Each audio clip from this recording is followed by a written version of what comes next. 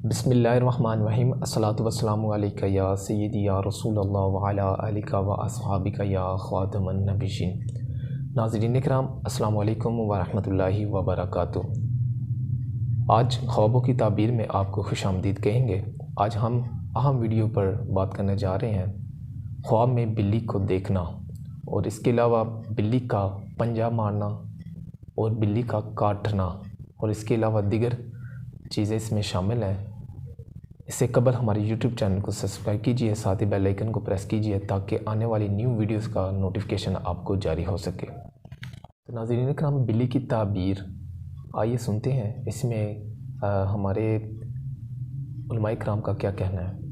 خواب میں بلی دیکھنا گھر کے محافظ نوکر کی طرف اشارہ ہے۔ اگر بلی کچھ چپٹتے دیکھیں تو اس سے مراد گھریلو چور ہے۔ ناظرین کرام، آپ یہ دیکھ رہے ہیں کہ بلی کا چپٹتے دیکھیں تو اس سے مراد گھریلو چور ہے۔ بلی کا پنجہ مارنا اور کاٹنا خادم کی خیانت کی دلیل ہے۔ ابن سیرین رحمۃ اللہ علیہ نے فرمایا ہے کہ بلی کا کاٹنا 1 سال بیمار ہونے کی دلیل ہے۔ اسی طرح اس کا پنجہ مارنا بھی مرض کی طرف اشارہ ہے۔ اگر کوئی بلی دیکھے، خواب میں اگر بلی کو دیکھے اور اس حال میں دیکھے کہ وہ میوں میوں نہ کہہ رہی ہو تو دیکھنے والے کے لیے 1 سال کی خوشحالی پیش خیمہ ہے، یعنی کہ اس کے لیے خوش قسمتی، یعنی کہ اس کے لیے خوشحالی کا وہ سال ہوگا۔ اگر میوں میوں بلی اکثر کرتی ہے، آپ نے دیکھا ہوگا عموماً جب بھوکی ہو، چاہے وہ کسی بھی حال میں ہو، میوں میوں کا وہ اکثر آپ نے سنا ہے کرتی ہے، تو یہ اگر نہ کرے خواب میں تو یہ خوشحالی کا سال ہے۔ اور جنگلی بلی دیکھنا 1 سال تک مشقت و پریشانی کی خبر ہے۔ اگر کسی نے خواب میں دیکھا کہ وہ بلی بیچ رہا ہے تو وہ اپنا مال خرچ کرے گا۔ یہودی کہتے ہیں کہ بلی کی تعبیر حملہ آوروں اور چوروں سے دی جاتی ہے۔ اور مزید کیا کہا کہ بلی دیکھنا مکار اور ایک جھگڑالو عورت کی خبر ہے۔ ابن سیرین رحمۃ اللہ علیہ کے پاس ایک عورت آئی اور اس نے کہا کہ میں نے خواب میں دیکھا ہے کہ بلی نے میرے شوہر کے پیٹ میں اپنا سر ڈال کر ایک بوٹی نوچ لیا۔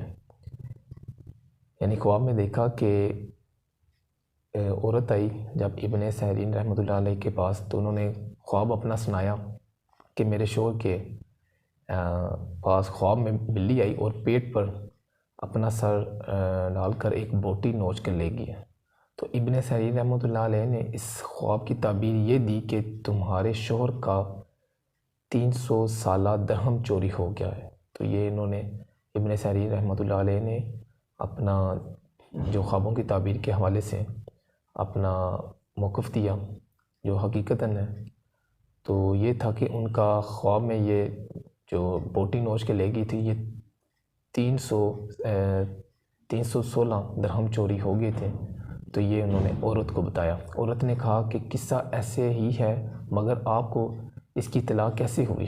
تو انہوں نے کہا کہ بلی کے نام کے حروف کے ابجد کے حساب سے سنور میں سین کا 20، نون کا 50، واؤ کا 2 اور راؤ کا 200، اس حساب سے کل 316 درہم ہوئے ہیں۔ اس کے بعد پڑوس کے ایک غلام پر لوگوں کو شک ہوا، چنانچہ اس پر ان کے ذکوب کرنے پر اس نے افرار کر لیا۔ اگر کسی نے دیکھا اس بلی کا گوشت کھا لیا ہے تو وہ شخص جادو سیکھے گا۔